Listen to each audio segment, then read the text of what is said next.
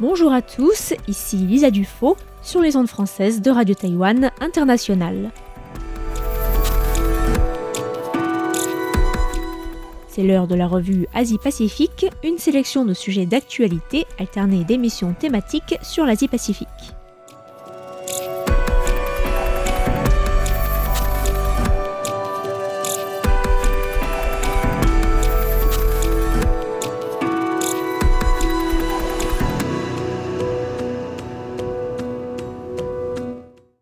Bonjour à tous et bienvenue dans la revue Asie-Pacifique de cette semaine. Dans la revue de presse de ce mardi 14 janvier, je vous propose de revenir tout d'abord sur la visite du Premier ministre japonais en Malaisie et en Indonésie, avant de partir en Corée du Sud pour suivre les récents développements de la suite de la loi martiale imposée le 3 décembre dernier, puisque la Cour constitutionnelle a débuté aujourd'hui sa première audience. Nous évoquerons également le terrible tremblement de terre survenu la semaine dernière au Tibet et nous nous intéresserons plus particulièrement à la gestion controversée de la catastrophe par les autorités chinoises. Et enfin, nous finirons ce petit tour de l'Asie-Pacifique avec un avis rendu par le Comité des droits de l'homme de l'ONU sur les droits des demandeurs d'asile détenus à Nauru dans un centre offshore à la demande du gouvernement australien. Le Premier ministre japonais Shigeru Ishiba est revenu dimanche d'une visite de 4 jours lors de laquelle il s'est rendu en Malaisie puis en Indonésie, une visite qui est intervenue dans un contexte de tensions régionales croissantes, en particulier avec la Chine, qui renforce sa présence militaire en mer de Chine méridionale et en mer de Chine orientale. Avant de s'envoler pour la Malaisie vendredi dernier, le chef de l'exécutif japonais a parlé, je cite, d'une période d'incertitude croissante au niveau international, rappelant que la relation entre le Japon et les pays d'Asie du Sud-Est était plus importante que jamais. Le Premier ministre japonais a aussi indiqué que la Malaisie et l'Indonésie étaient des fournisseurs clés pour le Japon en matière d'approvisionnement en énergie et que le Japon voulait s'assurer un approvisionnement stable tout en soutenant la croissance économique impressionnante des deux pays. Notons que le Japon cherche à contrebalancer la puissance chinoise dans la région, notamment en renforçant ses liens avec la Malaisie et l'Indonésie. Les deux pays sont d'ailleurs partenaires du Japon dans le cadre de la Official Security Initiative, qui prévoit notamment la fourniture d'équipements de défense aux deux pays d'Asie du Sud-Est. Le ministre de la Défense japonais, Gan Nakatani, a d'ailleurs rencontré le 7 janvier dernier son homologue indonésien et les deux ont déclaré vouloir renforcer la coopération bilatérale en matière de sécurité maritime. Shigeru Ishiba a d'abord rencontré le Premier ministre malaisien Anwar Ibrahim vendredi et a déclaré quelques heures plus tard en conférence de presse que le renforcement de la coopération entre le Japon et la région allait être une des plus hautes priorités pour le Japon, avant de prédire que l'année 2025 allait être une année encore plus complexe et imprévisible que les autres. Mais la Malaisie aura un rôle de leadership particulier dans la région cette année, puisqu'elle préside depuis début janvier l'ASEAN, ou Association des Nations de l'Asie du Sud-Est.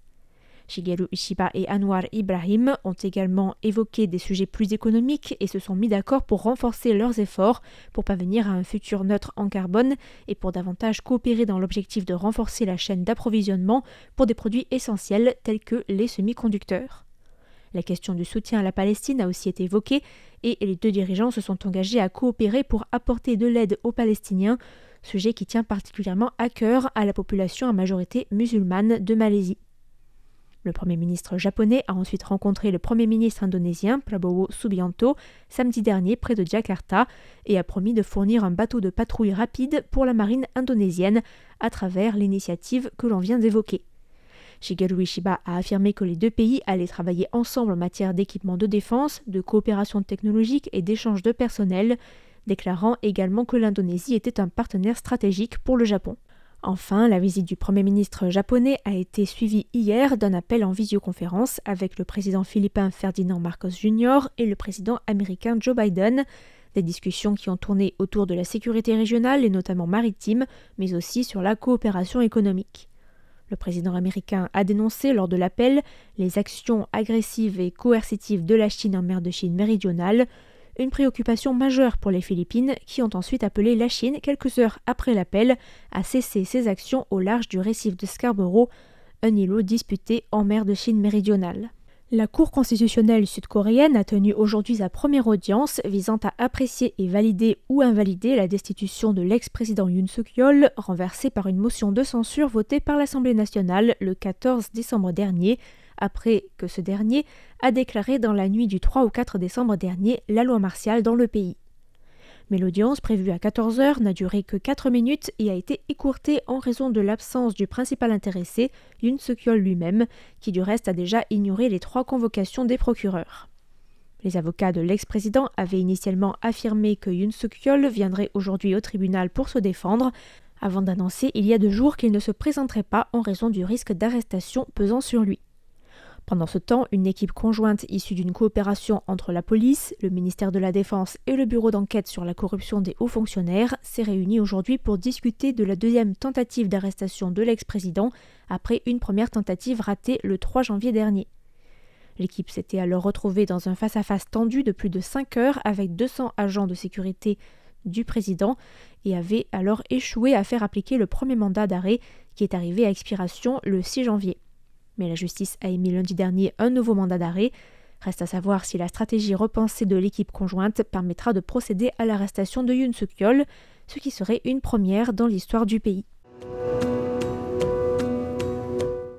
Un tremblement de terre d'une magnitude de 7,1 sur l'échelle de Richter, survenu le 7 janvier dernier dans la région autonome du Tibet, près de la frontière avec le Népal, a fait au moins 126 morts, selon un bilan officiel fourni par les autorités chinoises, mais qui n'a pas évolué depuis plusieurs jours. Plusieurs villages du canton de Dingri, qui dépend de la ville de Shigatse, sont particulièrement touchés avec d'importants dégâts matériels. L'agence de presse Reuters indique que le nombre de disparus est inconnu, mais que les experts estiment que plus de 3 jours après le séisme, les survivants coincés sous les débris des bâtiments devaient être morts d'hypothermie, puisque c'est une région où les températures nocturnes oscillent entre -10 et -15 degrés en cette saison.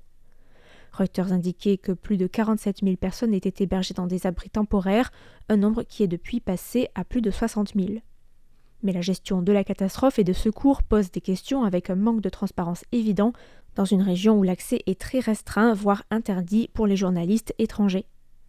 RFA, qui a un service tibétain et est en contact avec plusieurs Tibétains sur place via la communauté des Tibétains en exil en Inde, a indiqué que les autorités avaient bloqué l'accès à la zone affectée pour les moines et pour les secouristes volontaires, déclarant que ces derniers gêneraient le travail de sécurité et de nettoyage. Les résidents des villages voisins ont aussi l'interdiction de se rendre dans la zone touchée et toute l'aide humanitaire doit être remise aux autorités et ne peut pas être directement distribuée aux personnes qui en ont besoin. Radio Free Asia indique aussi que plusieurs jours après le séisme, plusieurs villages reculés n'avaient toujours pas reçu d'aide ou de secours. Par ailleurs, il est interdit de prendre des photos ou des vidéos et la police a déployé des forces sur place pour vérifier l'application de cette interdiction. Les photos et les vidéos qui évoquent l'impact du séisme ont ainsi été supprimées des réseaux sociaux.